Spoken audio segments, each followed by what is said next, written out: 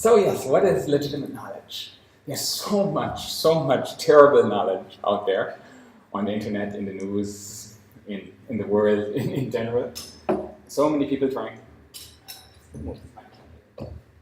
to teach you and mislead you and convince you of something that's not good for your self-interest. So I thought it would be very relevant to do a talk on how we can tell. How do you tell? Where do you get knowledge from? And this is useful for life in general, and of course useful for practicing any kind of spiritual system. So the first place where you get knowledge from is someone who has knowledge, some authority on something, someone who claims to know something about something. Here's an example of someone who's a genuine authority giving knowledge. Anyone know who that is speaking? Einstein, yes. Anyone know what he's doing and where and when? No.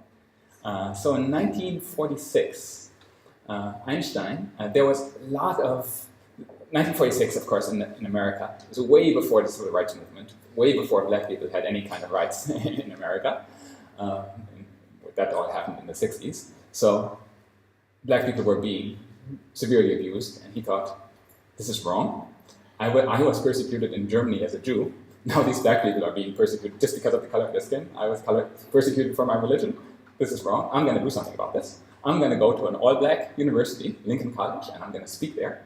Even though Einstein was very sick at the time, he would die a year later of the disease that he would have, but he thought, I have to do something about this. So he went there and gave a lecture speaking out against racism, saying how it's a bad thing, it's a disease that needs to be cured, and then asked for questions, and the first question he got is, Professor, could you explain your theory of relativity in simple language, please? And he went, okay, and spoke for another hour on relativity to all the students. And all the students there became very prominent leaders in the world. So here's an example of a genuinely good authority providing great benefit to the students that he's teaching. If only everyone was like that. Just out of interest with everyone here, who has had in their life someone, either a teacher, parent, boss, who has kind of taken them under their wing and been a good source of advice for life in general?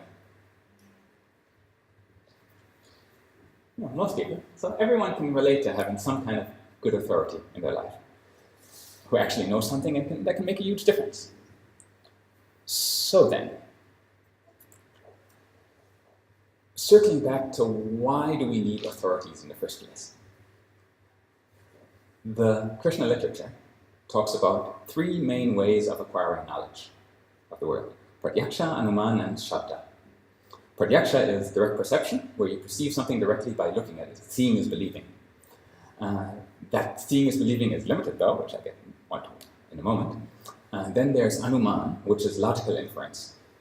Using your brain to do something by just thinking, so something's like this, and another thing is like this, therefore this thing must be true. And then there's shabda, hearing from someone who already knows something, which is the best form of getting knowledge, which doesn't have limitations of direct perception or logical inference, but has a whole bunch of other problems that you can protect against, which I'll get into in a moment.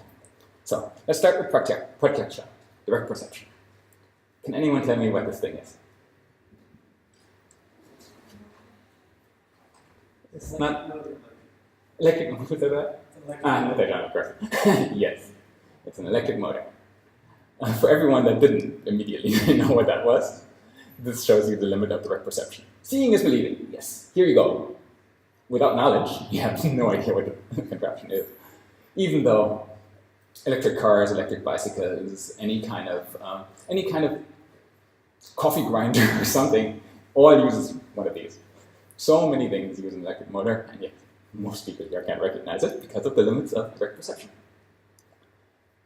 Then we get to anuman, logical inference. The Greek philosophers were contemplating the nature of the world, and they didn't do any experiments because they thought their logical inference was supreme. So they thought, okay, say you have a heavy ball and a light ball of the same shape, like a ping pong ball and a golf ball, and you drop them from a tower. Which one hits the ground first? Golf. So who's for golf ball? Who's for ping pong ball? Who's for same time? Okay, some people studied physics here. It's same time. Although although I must give the ping pong ball, the golf ball advocates, the ping pong ball can be disturbed by the air a little bit and fall. So you probably is the golf ball. But in a vacuum, where there's no air, both fall at the same time, which the Greek philosophers totally didn't get, because they were relying purely on logical inference. Of course, everything must fall to the ground first. So take a look at this experiment.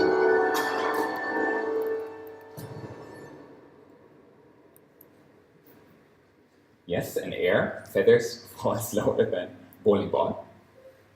But in a vacuum,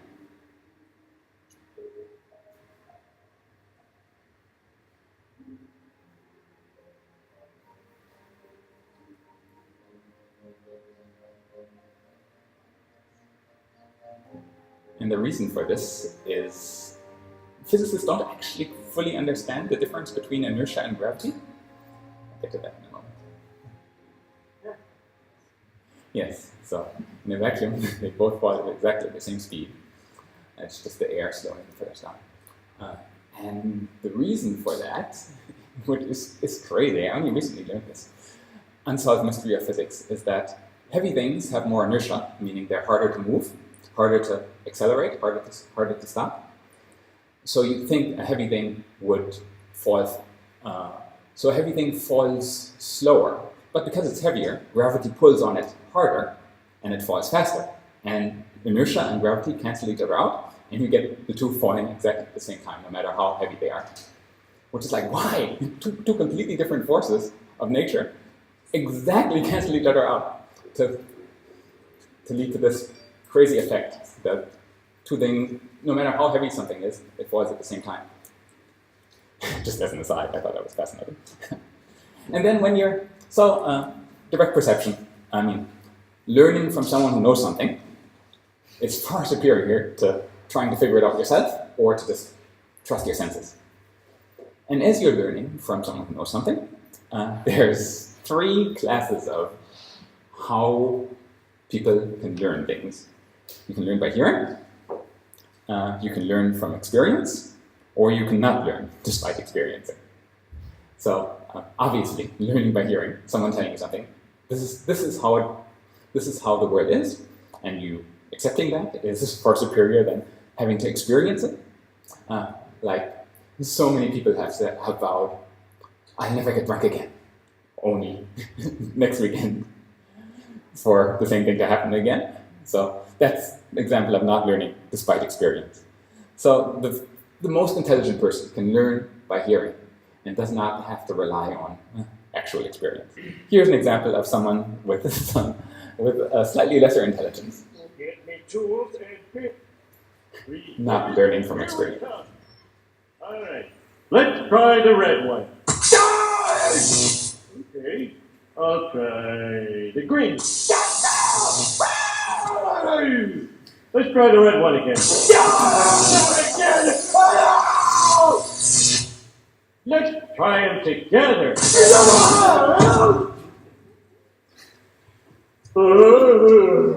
Maybe the red one. So yes, Homer Simpson doesn't learn from experience, has third-class intelligence. Hopefully everyone here will have first-class intelligence and not have to experience being electrocuted. But Srila Prabhupada, the founder of the Krishna consciousness movement, who translated all the books from Sanskrit to English for our benefit, he wrote in one of his books, and I love this quote. This is so Prabhupada. This is his classic style of speaking, And it's not angry. You might mistakenly think this is kind of an angry person ranting. No, it's just speaking with such conviction. I love it. You can see it. Foolish people try to concoct knowledge by manufacturing something in their brains. This is not the real way of knowledge. Knowledge is shabda, from evidence from the Krishna literature. Yes, so don't be foolish like Homer Simpson. Try to manufacture something in your brains. Rely on evidence from someone who already knows something. So then, assuming you want to learn from someone that already knows something, you shouldn't just rely on someone claiming to know something, because anyone can claim to know anything. How do you test? How do you test someone to make sure that they actually know what they're talking about? Do you apply the test that people had in the 1960s?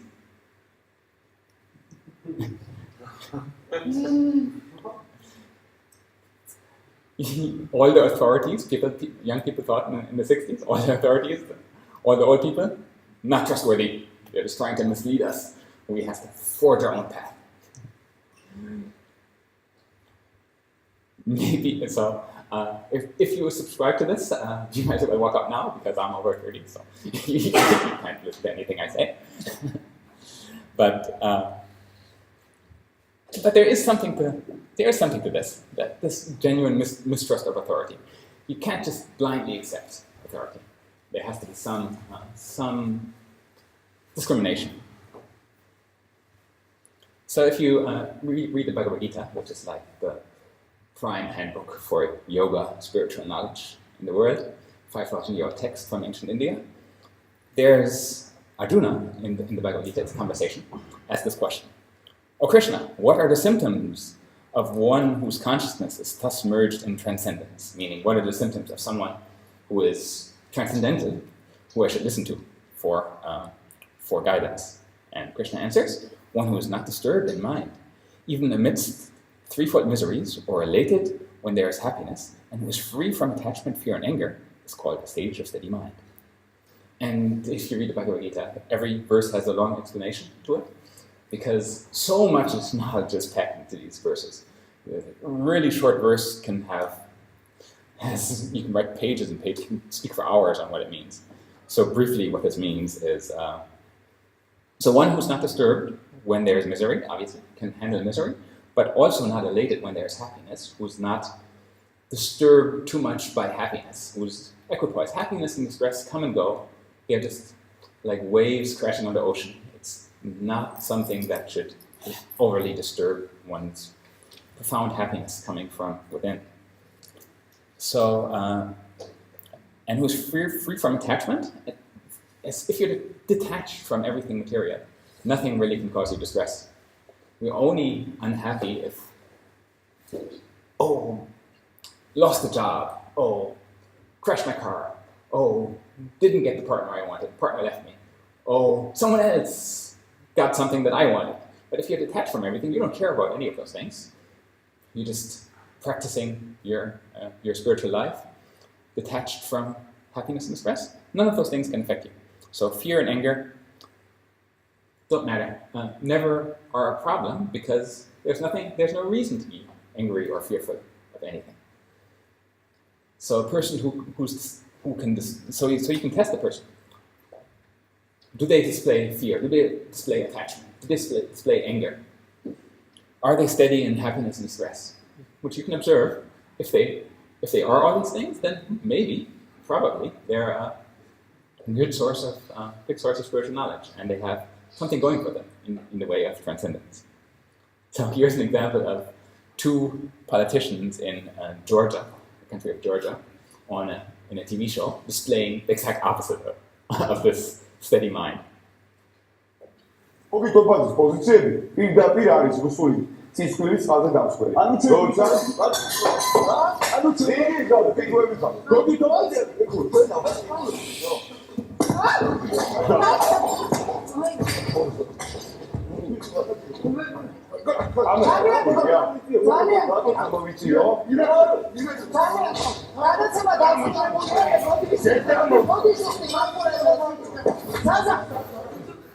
So yes, these people clearly not sages of steady mind.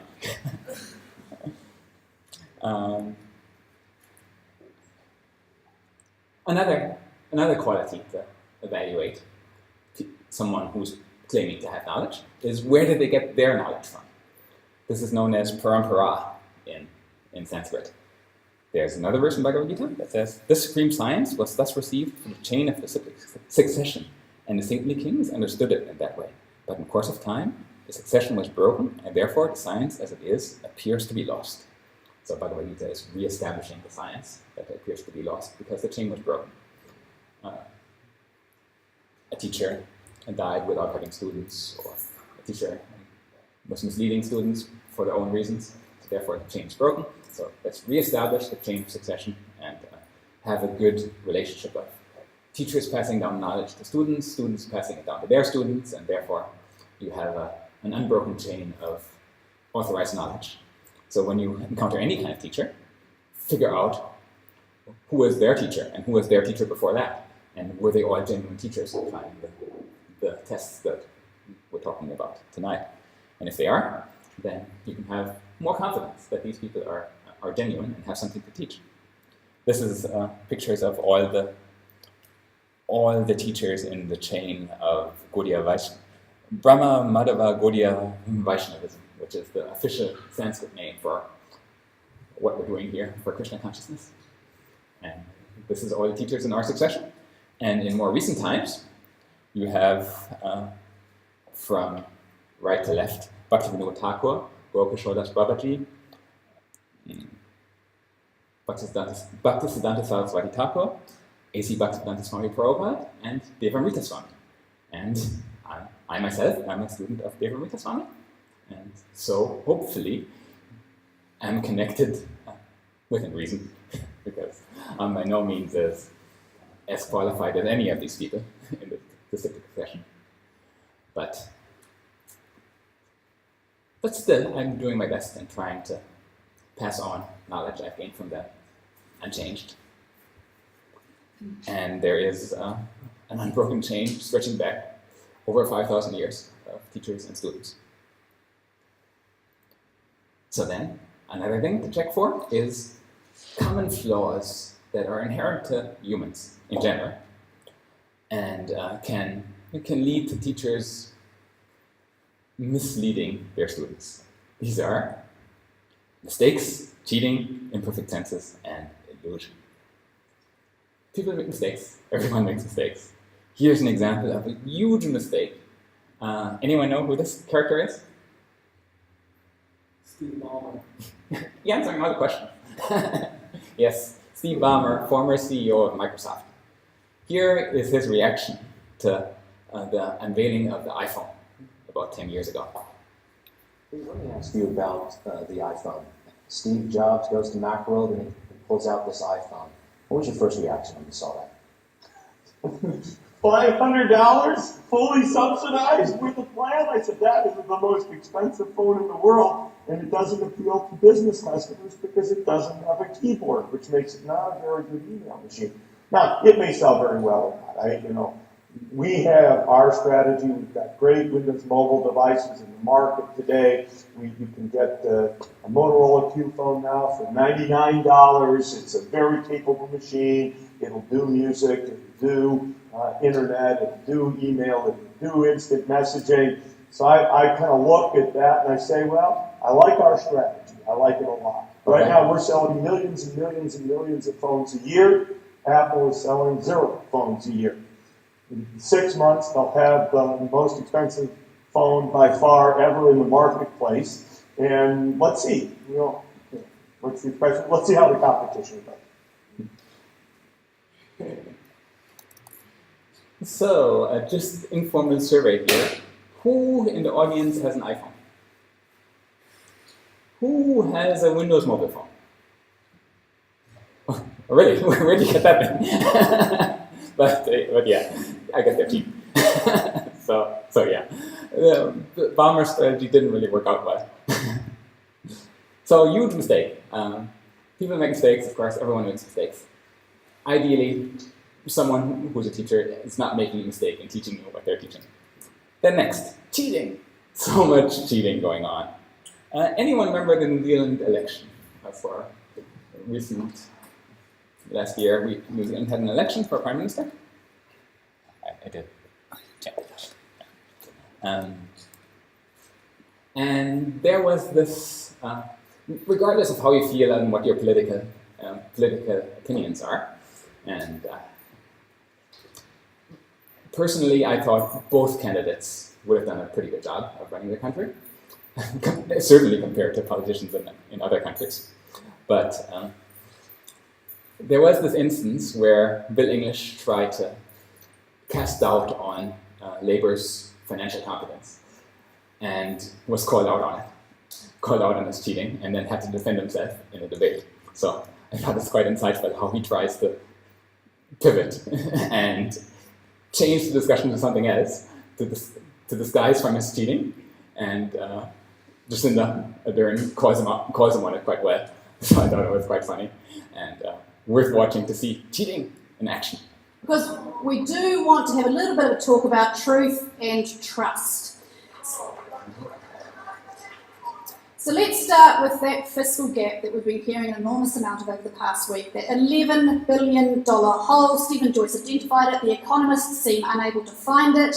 This morning, your finance spokesman said on national radio that you agreed with him that that hole existed. Do you stand by Stephen Joyce, Ballmer? Oh, yes, I do. And what everyone agrees with now is what's come out of the discussion.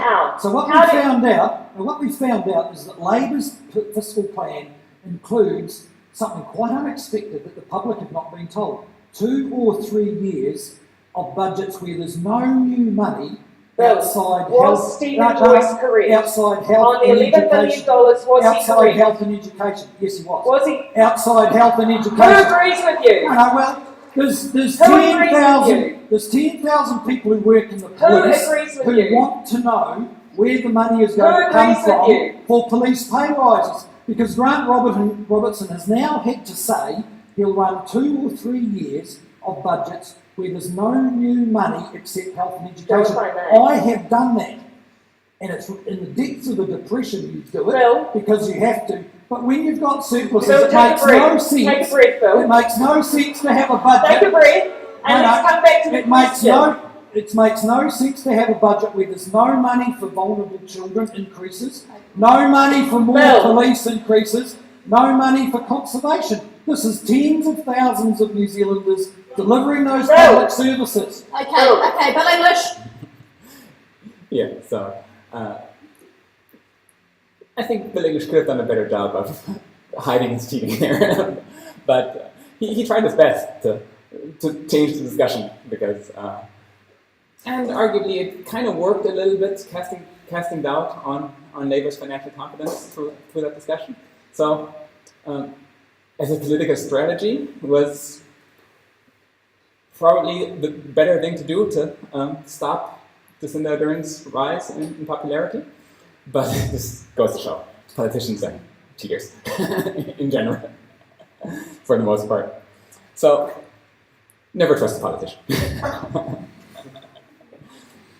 And then we move on to the next thing, which is imperfect senses. Starting at the top left, light. We all see things, but there's infrared light, there's ultraviolet light. Our eyes can't see, and yet we believe it's there. Infrared light provides heat. Ultraviolet light is, I'm not sure what good ultraviolet light does, sorry, not enough of a physicist, but it's there. Scientists tell us it's there. We can't see it. We have imperfect senses. Other animals can see infrared. They can see heat, not us. And then you have something like an atom. Supposedly, atoms contain protons, neutrons, and electrons. None of us have seen an atom. None of us have seen a proton, neutron. We just need to rely on people telling us that. So again, imperfect senses. Our senses can perceive these things, and yet we all believe that they exist and are there in the world.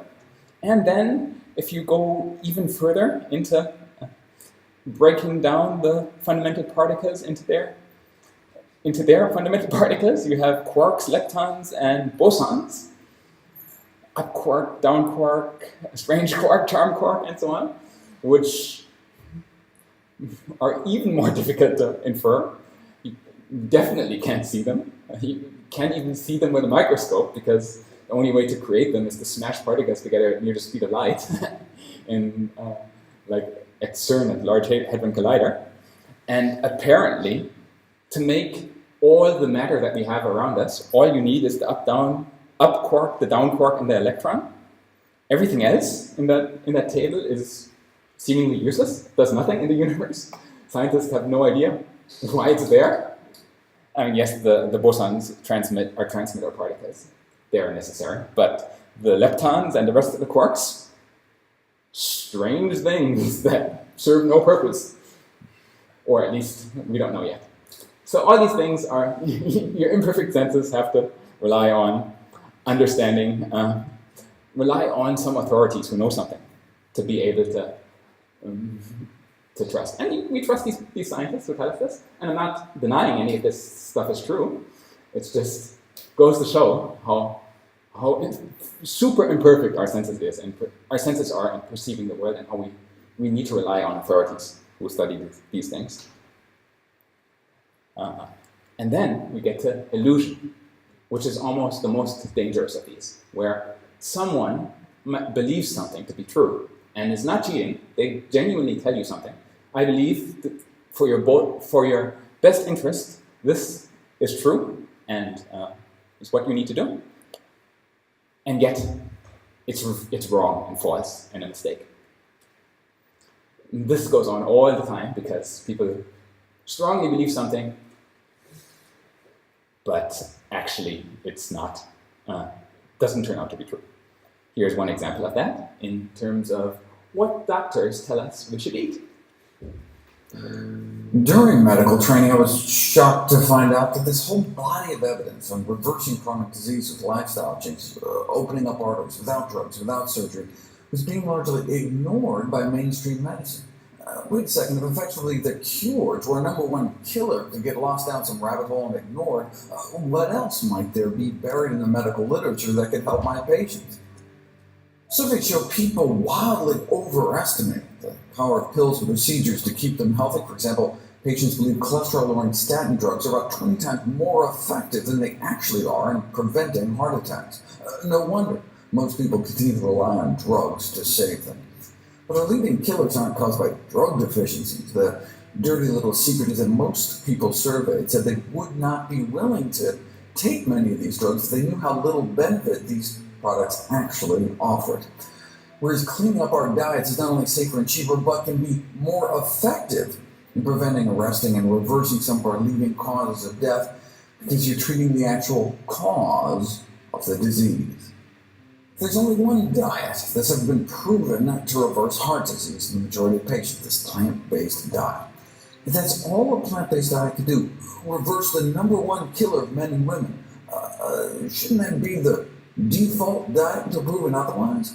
And the fact that it can also be effective in treating, arresting, and reversing other leading killers like high blood pressure and type 2 diabetes would seem to make the case for plant-based eating simply overwhelming. Most deaths in the United States are preventable and related to nutrition. According to the most rigorous analysis of risk factors ever published, the Global Burden of Disease Study funded by the Bill and Melinda Gates Foundation, the number one cause of death in the United States is our diet. The number one cause of disability is our diet, which has now bumped tobacco smoking to number two. Smoking now only kills about 500,000 Americans every year, whereas our diet kills hundreds of thousands more. So obviously, nutrition is the number one thing taught in medical school, right? The number one thing your doctor talks to you about at every visit, right? How could there be such a disconnect between the science and the practice of medicine? Doctors have a severe nutrition deficiency in education. Most doctors just never taught about the impact healthy nutrition can have on the course of illness, and so they graduate without this powerful tool in their medical toolbox. There are also institutional barriers such as time constraints and lack of reimbursement. In general, doctors aren't paid for counseling people on how to take better care of themselves. Of Of course, the drug companies also play a role in influencing medical education and practice. Ask your doctor when's the last time they were taken out to dinner by Big Broccoli. Probably been a while. It's like smoking in the 50s. We already had decades of science linking smoking with lung cancer, but it was largely ignored because smoking was normal. Most doctors smoke. And of course, most doctors eat meat. And of course, all the practitioners of Krishna consciousness here don't eat meat, are vegetarian. And it's actually really easy with the practice of Krishna consciousness to become vegetarian. It's almost trivially easy. I remember I became vegetarian without, I've told the story before, without even trying. 3 months into practicing Krishna consciousness, I became vegetarian and didn't realize for a month that I had become vegetarian. I was like, oh well, I'm vegetarian now. So people struggle to be vegetarian, but it's actually really easy. And can increase your lifespan by like 10 years according to research. Crazy. So you get things like the traditional food pyramid, which is still, variations of this are still being advocated by the New Zealand government. What's this thing at the top there? Meat, fish, and eggs, 2 to 3 servings a day? It's crazy. Which idiot put this together? Far better to have a food pyramid like this. Water, grains, vegetables, fruit, minimally processed cereals, and healthy fats. No meat, fish or eggs. Research shows that eating a single egg is the equivalent of smoking 5 cigarettes in terms of cholesterol. It's crazy. So yeah, illusion. Doctors, there's not this big conspiracy among doctors to mislead people. They just don't know. They're an illusion. Classic example of illusion. Then there's other kind of scientific illusion. This is a little bit more academic, but let's see. This is also something I recently learned. This is a very influential academic paper that was published in the 1800s on the tendency of species to form varieties and on the perpetuation of varieties and species by means of natural selection. Who do you think? What do you think? Not Natasha is the author of this paper? Not a trick question. Yeah. Don't be so unsure of yourself. Yes. Charles Darwin. And? You're like, and? What do you mean, and? Didn't Charles Darwin invent this theory of evolution? No. And? Anyone know? Mr. Chan, do you know?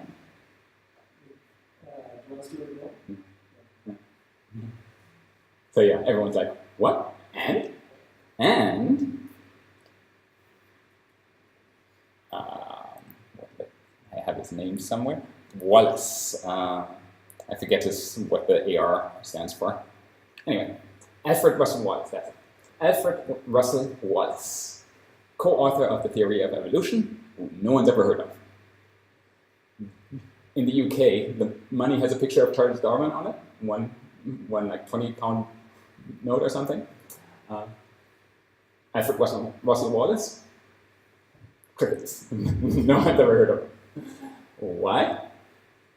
Alfred Russel Wallace actually invented the theory of evolution before Darwin did. He was a researcher in Indonesia, and he sent Darwin a letter outlining his theory, saying, I'm about to publish a paper on this, I'd like your thoughts before I publish. And Darwin was kind of just gathering his ideas around the theory, and was like, oh, this guy totally came up with my idea before I could publish it. He deserves all the credit. My career is doomed. And then he went to his friends, and they thought, no, you can manage this through some clever politics. You publish a paper together, and then you claim all the credit later. So Darwin actually claimed all the credit and became the famous person because Wallace was a little bit less politically sophisticated. So, and also, interestingly, after the publication of this paper, which people went wild about, of course it forms the basis of biology, as it is today, Wallace did some research into the power of the mind to influence physical matter, how mind can transform matter in amazing ways.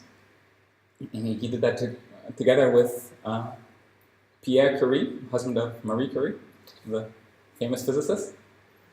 And again, no one's ever heard of this research, because, as Darwin wrote, this research destroys their shared theory. The whole point of the theory of evolution is by means of natural selection. If the mind is influencing, is transforming DNA, then it's no longer natural. It's intelligent selection, intelligent design. No, that can't be. Let's erase that from history. No one ever has to hear about it. No one gets taught in school about Alfred Russel Wallace and his research, because that's not the materialist worldview. We have to shield people from this misconception, because we've already made up our mind. We are an illusion about how the world works, and we must persist that illusion because that's the illusion. So I'll be going into this in more detail in a series of workshops in April. So talk to me after this if you want to be kept up to date when that happens. But it's a fascinating bit of history that's been ignored and erased and is not taught. So teachers, all our teachers in high school, it's not that they were intentionally misleading anyone. It's just that their teachers didn't teach them this, and their teachers before them didn't teach them this, and everyone is in this mass illusion. So, now for some advice, for summarizing how you can learn the best thing from authorities. But before we get into advice, one important prerequisite in understanding all this is understanding that we actually have the ability to consciously decide what advice to follow and who to listen to. Because if we're just these chemical bodies, if everything is deterministic, if it's just a giant chain of chemical reactions, we really don't have any free will, and we can't. Everything is predetermined by laws of physics, so there's no point in anything, really. But I'd like to present this argument from Descartes, a French philosopher of the 1600s, for the existence of consciousness. It's a little bit of a tricky argument, but when you get it, it's like, oh yeah, that makes sense. And you can't really argue against it. It's clever. So it starts off as with an assumption saying, if two things are exactly the same in every way, they must be the same, of the same nature. They must be the same thing. If two things are in every way the same, then they must be the same kind of thing. Right? Make sense logically? Okay. And then leaving that to one side, keeping that in the back of your mind, you suppose you're in the matrix. You're extremely skeptical. You're an extremely skeptical person who doubts the existence of everything. Everything you see could just be an illusion fed to you through a computer program. Everything you feel could also just be an illusion. Thoughts that pop into your head, those can be an illusion. Everything can be an illusion that some evil demon is tricking you into believing. But what's the one thing that it will never be an illusion? The one thing that is impossible, that you cannot doubt, where there can be no doubt of its existence, is your own consciousness of your doubting.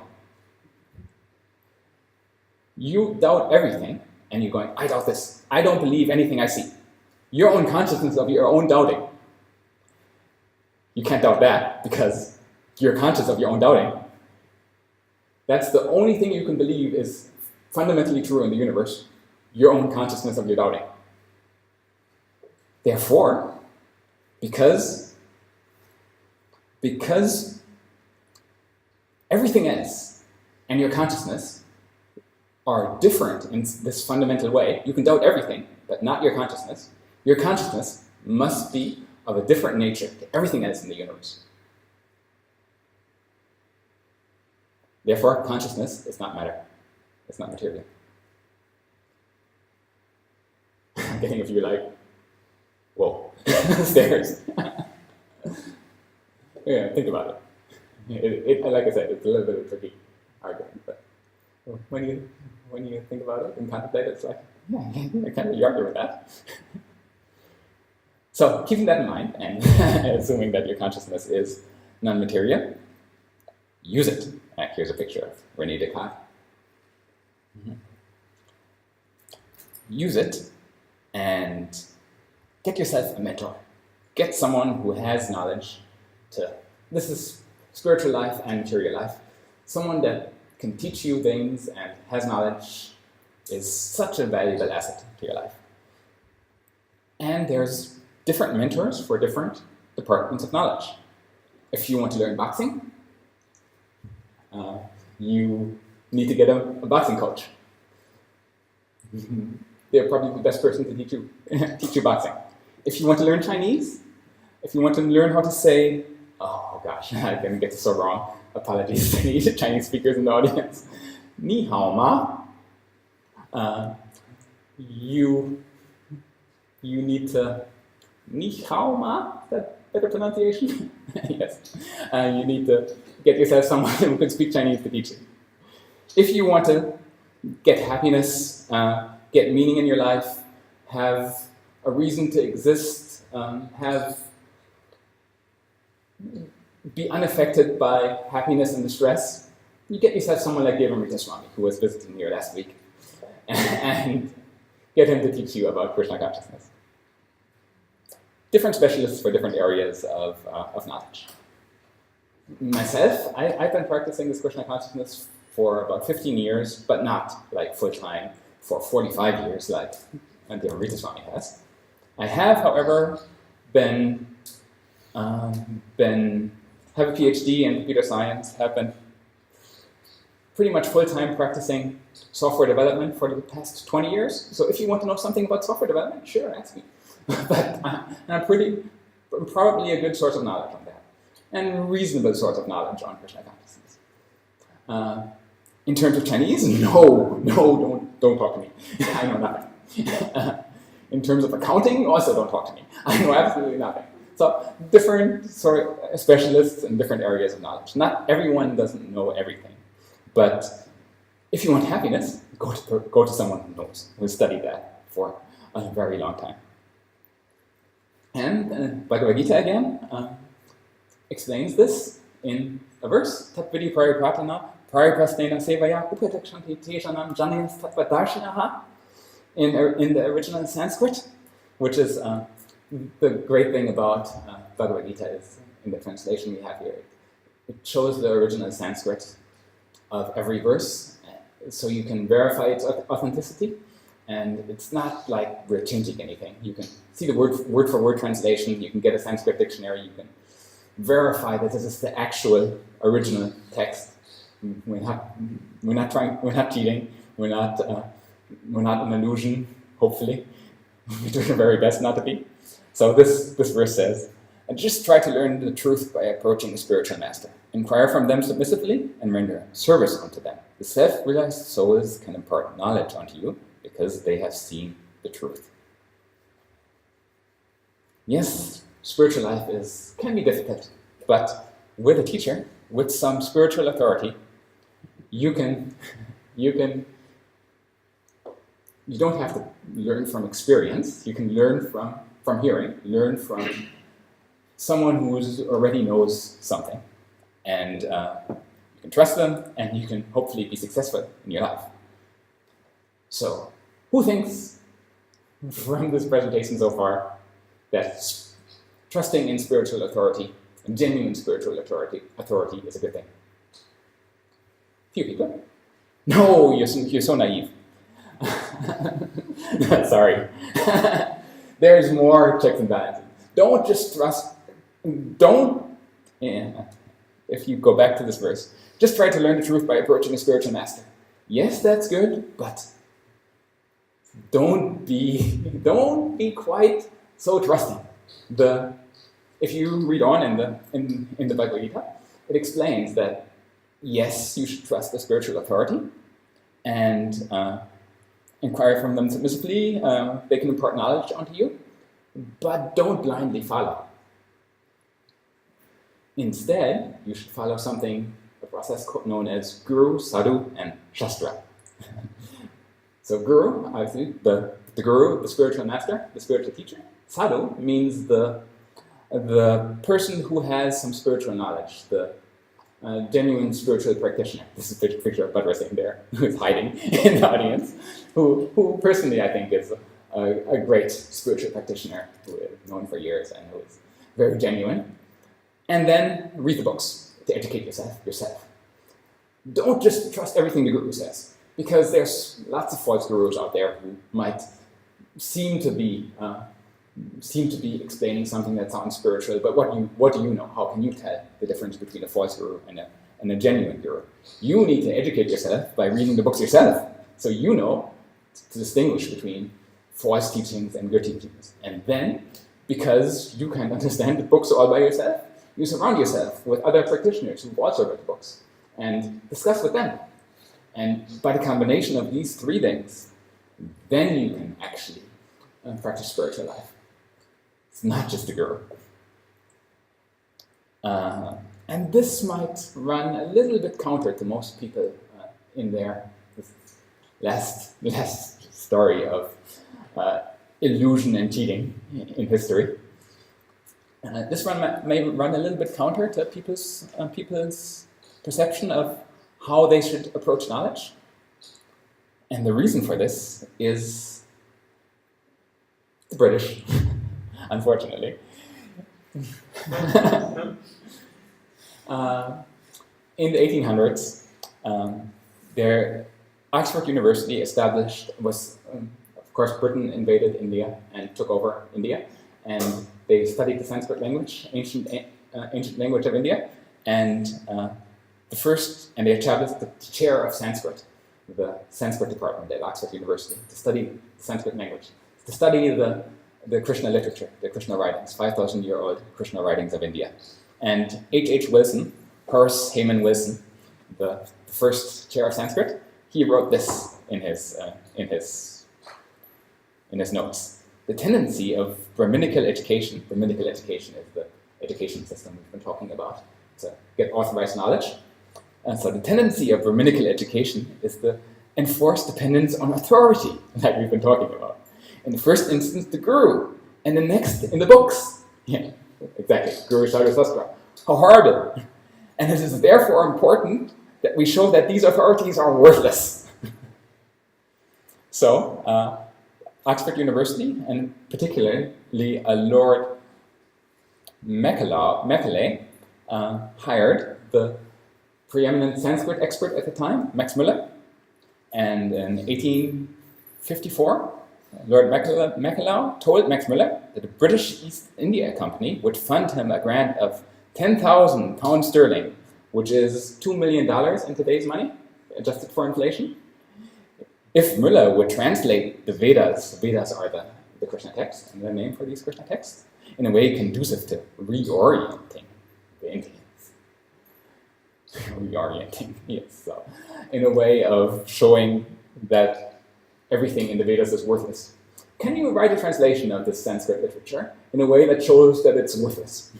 And can we pay you $2 million to do that? And he was like, he was a bit sad, actually, at being asked to do this, but he was. He writes in his letters, in a letter to a friend. He's a bit sad, but this is the way of the world. He'll have to do this. And Max Muller's translations are still used today in some universities. Translations they're explicitly designed to make the original source seem worthless.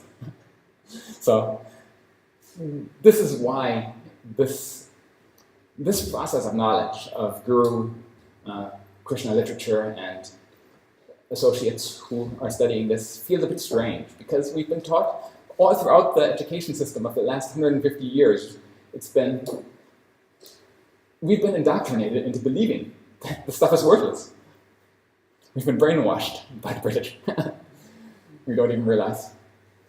who win such illusion. So yes, Guru, Sadhu, and Shastra is the proper way of educating yourself in spiritual matters. So in summary, we are spiritual consciousness trapped in the material body. You can replay the argument for consciousness in your mind and try and get it. So we're in this huge world waiting for spiritual realization, craving for spiritual realization, doubting it because of so much materialistic propaganda. And we can use our power of observation. We can use our power of logical thinking. We can use so many authorities who we've properly vetted and evaluated by educating ourselves in the using sound, using sabda, using the proper method of transmitting knowledge. And with these proper authorities, we can follow their advice and, with any luck, lead a life of happiness, spiritual success, and escape the material illusion. It's quite simple, actually. Thank you very much. Any questions?